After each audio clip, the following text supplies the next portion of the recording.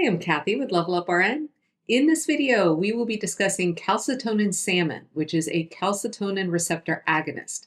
And at the end of the video, I'm going to give you guys a little quiz to test your understanding of some of the key facts from the video. So be sure to stay for that. And if you have our Level Up RN Pharmacology flashcards, go ahead and pull out your flashcard on calcitonin so you can follow along with me.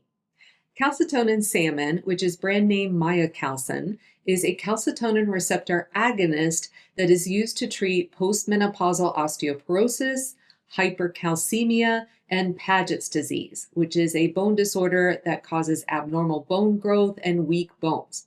This medication was originally extracted from salmon, which is how it got its name, calcitonin salmon. However, these days it is produced using recombinant DNA technology instead.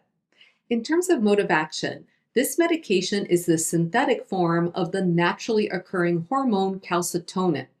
It inhibits osteoclast activity, which prevents bone breakdown and the resorption of bone. It also increases excretion of calcium in the kidneys. So by inhibiting bone resorption and increasing renal excretion of calcium, calcitonin salmon lowers blood calcium levels. Our cool check and hint to help you remember this medication's effect on blood calcium levels is to think calcitonin tones down calcium levels in the blood. This medication can be administered via the intramuscular or subcutaneous route. It is also available as a nasal spray.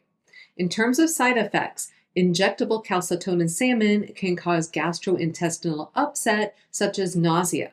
It can also cause an inflammatory response at the injection site and flushing of the hands, face, and feet for several minutes after administration. When given via the intranasal route, calcitonin salmon can cause nasal irritation as well as rhinitis, which is a fancy name for a runny nose. During therapy with calcitonin salmon, the patient's bone density should be monitored in order to evaluate treatment effectiveness. In terms of patient teaching, it's important that your patient get adequate intake of calcium and vitamin D and take any supplements as ordered by their provider. In addition, you should emphasize the importance of weight-bearing exercise to stimulate bone formation and improve bone density. All right, it's quiz time, and I have 3 questions for you. And 2 of the questions are select all that apply, so you guys better get ready. Here we go. Question 1. How does calcitonin affect calcium levels in the blood?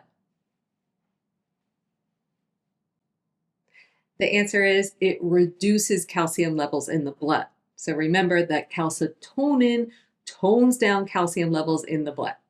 Question number 2. Which of the following are indications of calcitonin salmon? Select all that apply. A. Osteoporosis. B. Hypercalcemia. C. Hypocalcemia. And D. Paget's disease. The answers are A, B, and D. And question 3. Which of the following are common side effects associated with calcitonin salmon? Select all that apply. A. Urinary retention. B. Nausea. C. Hyperglycemia.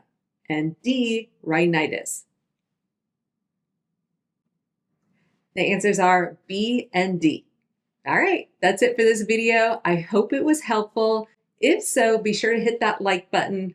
Take care, and thank you so much for watching. We invite you to subscribe to our channel and share a link with your classmates and friends in nursing school. And if you found value in this video, be sure to hit that like button and let us know what you found to be particularly helpful.